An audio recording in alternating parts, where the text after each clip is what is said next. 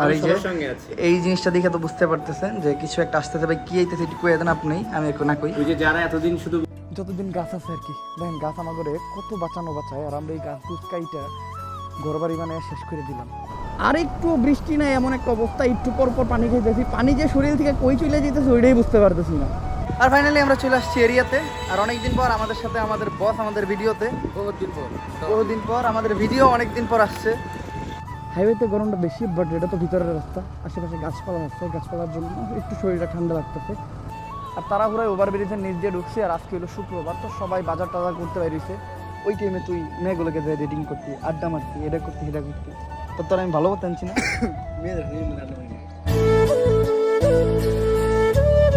আসসালামু আলাইকুম guys, welcome back to the new episode of my daily blog. আজকে সবাই ভালো আছেন, আলহামদুলিল্লাহ আমিও ভালো আছি। ঈদের পরে আই থিঙ্ক এটাই আমার প্রথম ব্লগ। আই থিঙ্ক সবার ঈদ অনেক ভালো কাটছে। আর আজকে আমি ব্লগটা স্টার্ট করতেছিল উত্তরা থেকে। আর উত্তরা থেকে ব্লগ স্টার্ট করার একটাই কারণ আমি দেখাই করছি, জাস্ট আ মিনিট। আপনারা একজনটা দেখলেই কারণটা বুঝতে পারবেন। সেটা হলো এই যে ব্যক্তিরা, তানভীর ভাই, কম বেশি সবাই চেনেন, কারণ বাংলাদেশের মোস্ট অফ দ্য কন্টেন্ট ক্রিয়েটারের সাথে এই বান্দারা দেখা যায়। কন্টেন্ট ক্রিয়েটারের সাথে আমাদের দেখা হোক বা না হোক, এই বান্দার দেখা হবেই। আর এই জিনিসটা দেখে তো বুঝতে পারতেছেন যে কিছু একটা আসতে হবে। কি আইতেছে একটু কয়ে দেন আপনি, আমি একটু না কই। ওই যে যারা এতদিন শুধু বলতেন যে ওমর স্পেশাল একটা চাই, একটা ইন্টারভিউ চাই, আবার চাই, তাদের জন্য একটা ওমর স্পেশাল। আচ্ছা, অনেকে হয়তো কমেন্ট করছে সময় টিভিতে যায় যে আমার নাকি ইন্টারভিউ চাই। তো অনেকদিন ধরেই আমরা প্ল্যানিং করতেছিলাম একটা ইন্টারভিউ দেওয়ার, বাট রোজা দেন ঈদ গেল, ঠিকঠাক কোনো সময়সূচি হয়ে ওঠে নাই। ফাইনালি আমাদের ইন্টারভিউ আসতেছে। আর এই ইন্টারভিউ তাড়াতাড়ি পাইতে গেলে কি করতে হবে? কমেন্টস করতে হবে। আগেরবার আমার ইন্টারভিউ নেওয়ার পর জাস্ট ওনারা ইন্টারভিউটা পাবলিশ করতে দেরি করছিল দেখা আপনারা কমেন্ট করে ভরে ফেলছিলেন সময় টিভির পেজে, সময় টিভির ইউটিউব চ্যানেলে। তো এইবার সেম কাজ করতে দেবো, কমেন্ট করে একদম ফাটাই দিতে দেবো। দেখুন জাস্ট আপনাদের কতটুকু ক্ষমতা। কি কোন ভাই? হ্যাঁ, যত বেশি ঝড় তুলবেন তত তাড়াতাড়ি ইন্টারভিউ ছাড়া হবে। ইন্টারভিউ যদি আপনার তাড়াতাড়ি চান তো ঝড় উঠে গেলাম, ঠিক আছে? তো আমরা ইন্টারভিউটা শেষ করি, অলরেডি শেষ। এখন জাস্ট আমরা এখান থেকে বাইর হবো, দেন আমার বাইকটা বাই করবো, দেন আমি বাড়ির দিকে যাবো। চলেন। অ্যান্ড ফাইনালি এখন আমি আমার বাসায়, ঈদের পরে প্রথম আমি আমার বাসায় আসলাম। আসলে ঘুরতে আমি আমার নিজের বাসাটাতেই ভুলে যাই। তো এলাকায় আসছি আমি গতকালকে কিছু কাজ ছিল, আমি কাজগুলো শেষ করলাম। গতকালকে ভিডিও ব্লগ কোনোটাই করি নেই, যার জন্য সবার সাথে ঠিকঠাক মতো দেখা হয়নি। আমি গতকালকে জাস্ট রেস্টের উপরে ছিলাম, অ্যান্ড রেস্ট নিয়ে আজকে ব্লগ শুরু করলাম। আর আপনারা তো জানেন সময় টিভির ইন্টারভিউ দিয়ে আসলাম, তো এটার জন্য অপেক্ষায় থাকেন। আই থিঙ্ক 2 থেকে 3 দিনের ভিতরে ওটা পাবলিক হয়ে যাবে, আমি জানি না। ওনারা এডিট করবে, ওনাদের কিছু কাজকর্ম আছে, সব কিছু শেষ করে আপলোড দেবো, দেখার জন্য রেডি হয়ে যান। আর এলাকায় আসছি আমি মূলত আমার মেইন চ্যানেলের শ্যুট নিতে। মেইন চ্যানেলের শ্যুটটা নিয়ে আমি ইন্ডিয়া চলে যাবো, কারণ আমার ভিসার মেয়াদ চলে যেতেছে। এখন যদি আমি ইন্ডিয়াতে না যাই, পরের আমার ভিসা পাইতে কষ্ট হয়ে যাবো, কারণ ভিসাটা একটু স্ট্রং করতে হবে। তো ইন্ডিয়াবাসী আসতেছি আমি, ইন্ডিয়ায় আমার হিউজ সাবস্ক্রাইবার আছে। তো যাই হোক, যারাই আছেন তাদের সাথে দেখা হবে এবার। আর আগে মেইন চ্যানেলের শ্যুটটা নেই, আগামী থেকে মেইন চ্যানেলের শ্যুট, সবার সাথে দেখা সাক্ষাৎ করে সব কিছু ক্লিয়ার করতে হবে। আর আজকে হলো জুম্মার দিন, তো তাড়াতাড়ি যাই, জুম্মার নামাজটা শেষ করে আসি, সময় হয়ে যেতেছে। আইসা দেন বাইক নিয়ে সবার সাথে দেখা করবো। এখানে গেছি আমি আমার বাসা থেকে বেরিয়ে বললাম। আর দেখেন কি পরিমাণ রোদ, এখন যে কি পরিমাণ গরম চলতেছে ওটা তো আপনারা জানেনই। কি খবর বন্ধু, কেমন আছো তুমি? এটা কি জার্সি পড়ছো? লিভারপুল? তুই না রিয়াল মাদ্রিদের ফ্যান? লিভারপুল জার্সিটা ভালো লাগে, আমি ফ্যান না। তুই তো ভালো লাগলে অন্য জায়গায় যাবি গা, তুই তো দাদা 12 ভাতার মানুষকে 12 ভাতারি, তুই তো 12 ভাতার। এখন আবার আল হিলাল, ও সরি আল নাসের, আল হিলাল তো নেইমার। যাই হোক, সবই আমাগো। তো এই রোদের ভিতরে যেহেতু বাইরে হয়েছি, আমার বাইক তো আমার বাসায় রাখার জায়গা নাই, তো বাইকটা দেন কোন জায়গায় রেখে দিছি, এমন একটা জায়গায় রাখছি যে জায়গায় সারা জীবনই ছায়া থাকবো। বাইক হপাইতো বিল দিয়ে মেরে দিছিল, এই জায়গায় মোটামুটি সারা জীবনই ঠান্ডা থাকবো যতদিন গাছ আছে আর কি। দেখেন গাছ আমাগরে কত বাঁচানো বাঁচায়, আর আমরা এই গাছ গুছকাইটা ঘরবাড়ি মানে শেষ করে দিলাম। তো এই জন্য সবার কাছে একটা কথা, গাছ লাগান, পরিবেশ বাঁচান, দয়া কইরা অপ্রয়োজনে গাছ কাটবেন না। সবচেয়ে মজার বিষয় হলো আমি আমার লাইফে কখনো কোনো গাছ কাটি নেই, কারণ আমি বাড়ি বুড়ি বানাই নেই। বাড়ি বুড়ি বানাইলে হয়তো 1-2টা গাছ কাটার প্রয়োজন পড়তে পারে, বাট আমাদের বাড়িতে এমনিতেও গাছ গুছ নাই ভাই। অনেক কষ্টে বাই করতে পারছি। আমি কামটা করছি কি দেখেন, আমি কথা কওয়ার তালে তালে আমি বাইকের তালা খুইলা আবার ডিস্কে তালা লাগাই দিছি, বাইক করতে যেয়ে ধরা খেয়ে গেছি। আর এখন যেমন আমি মূলত একটা দাওয়াত, ওই দাওয়াত থেকে ফোন দিতেছে। এই যে রওনা দিছি, 15 মিনিট লাগবো। বাংলাদেশে যে কি পরিমাণ দাবাদহ চলতেছে এটা শুধুমাত্র রাস্তায় যারা বাইরে হবো তারাই বুঝতে পারবো। ঘরে থেকে আসলে আপনি তাপের প্রভাবটা বুঝতে পারবেন না। হয়তো ঘরে আপনার গরম লাগতেছে, বাট আপনি যদি পড়তে চান তাহলে আপনার বাইরে বাইরে যাইব। আমি যে বাইক চালাইতেছি আমার পায়ে মনে হয় আগুন ধরে আছে, আর আমরা যে নিউজে দেখি যে পিচগুলা পুইরা গইলা যেতেছে, এটা কিন্তু আমাদের এদিকে হয়েছে। এমনকি আমি যে কালকে ঢাকার রাস্তা দিয়ে আসতেছিলাম, মোস্ট অফ দ্য জায়গায় পিচ একদম গইলা গইলা পানি হয়ে যেতেছে। আমি তো বাইক চালাইতেই ভয় পাইতেছিলাম, কারণ পিছলা খায় যদি একবার পরি ভাই, চামড়া টামড়া সহ রাস্তায় লেগে যাবো।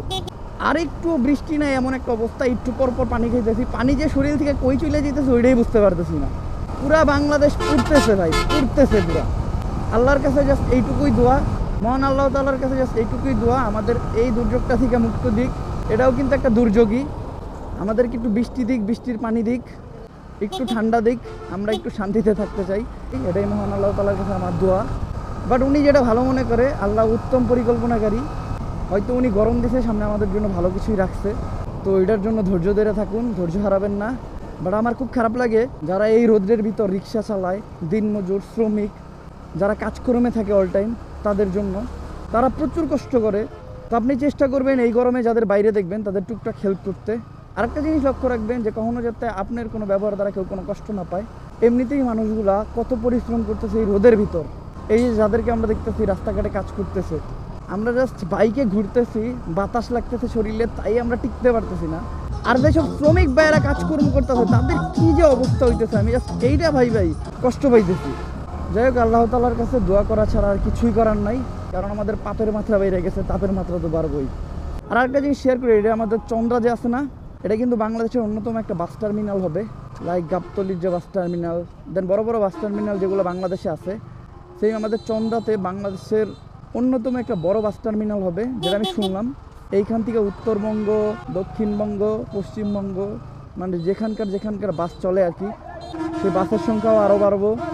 দেন এখন যে প্রবলেমটা হয়, লাইক বাস রাস্তাঘাটে দাঁড়ায় থাকে, এই প্রবলেমটাও আর থাকবো না, রাস্তা ক্লিয়ার থাকবো, মানে সব দিক দিয়ে আমরা একটু সুবিধাগ্রস্ত হবো। তো এটার অপেক্ষায় আছি, কাজকর্ম চলতেছে, দেখি কতদিন আগে ফুললি কমপ্লিট হইতে।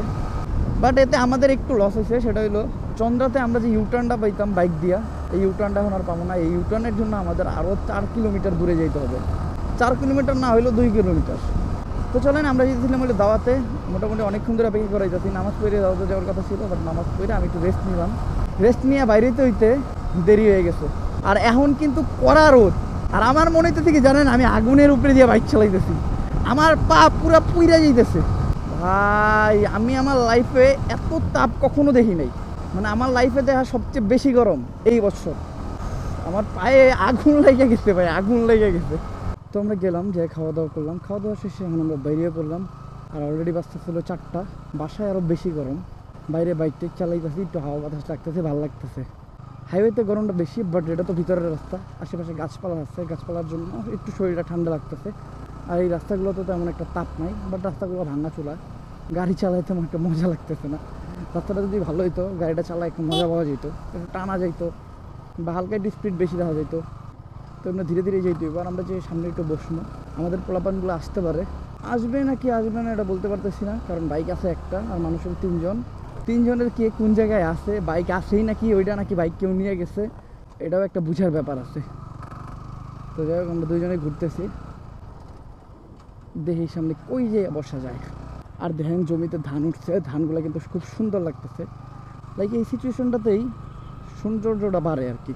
গ্রামের যে আসল সৌন্দর্যগুলা, এটা এই সময়ে বোঝা যায়। দেখেন একেবারে সবুজ সবুজ আর সবুজ, সুজলা সুফলা শস্য শ্যামলা, একটা কথা আছে না, তো এই কথাটা এই সময়ের জন্যই বলা হয়েছে।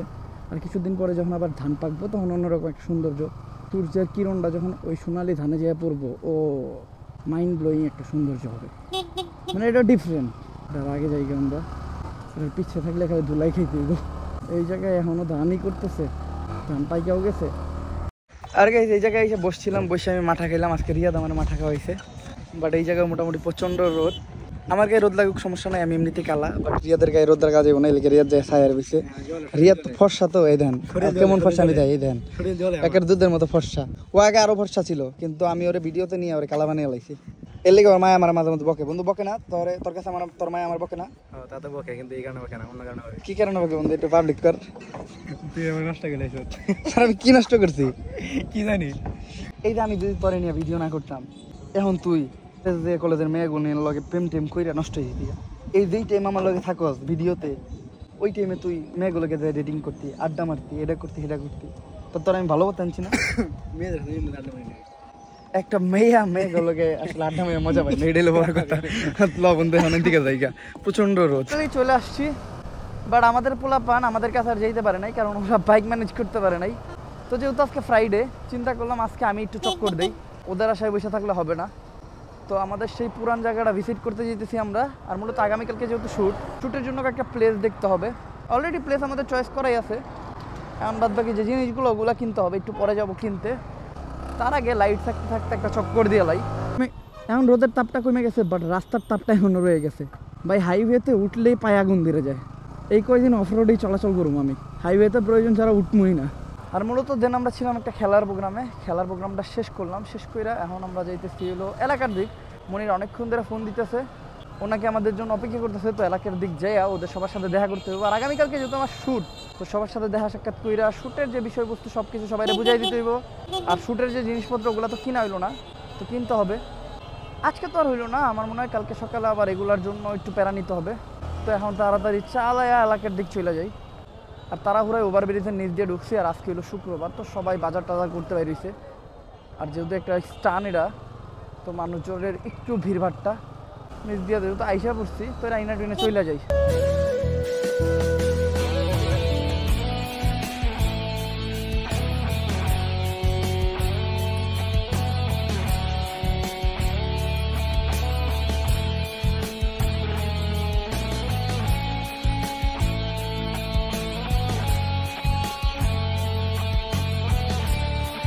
আর ফাইনালি আমরা চলে আসছি এরিয়াতে।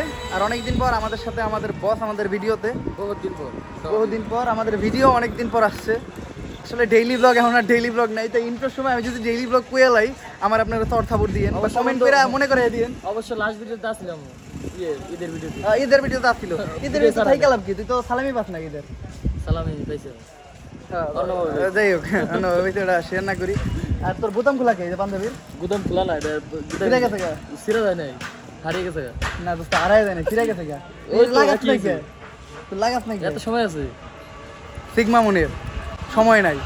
তো যাই হোক, কালকে থেকে শ্যুট, সবার সাথে কথাবার্তা হয়েছে, অলরেডি শ্যুটের কনফার্মেশন সবাই দিয়ে দিছি। সকালবেলা সবাই সকাল চলে আসবো। এটা তো সবসময় সকালে আহে, আর শ্যুট শুরু হয় 11টার পর। তো যাই হোক, কালকে আগে শুরু করতে হবে, কারণ কালকে অনেক কাজ আছে, অনেক কাজ বলতে অনেক কাজ। তো গাইস, এই ব্লগটা এই জায়গায় এন্ড করতে হবে। যদি ব্লগটা ভালো লাগে, like comment share and subscribe করে দেন। Still then guys, stay safe, right safe. হবে নেক্সট ভিডিওতে। আল্লাহ হাফেজ।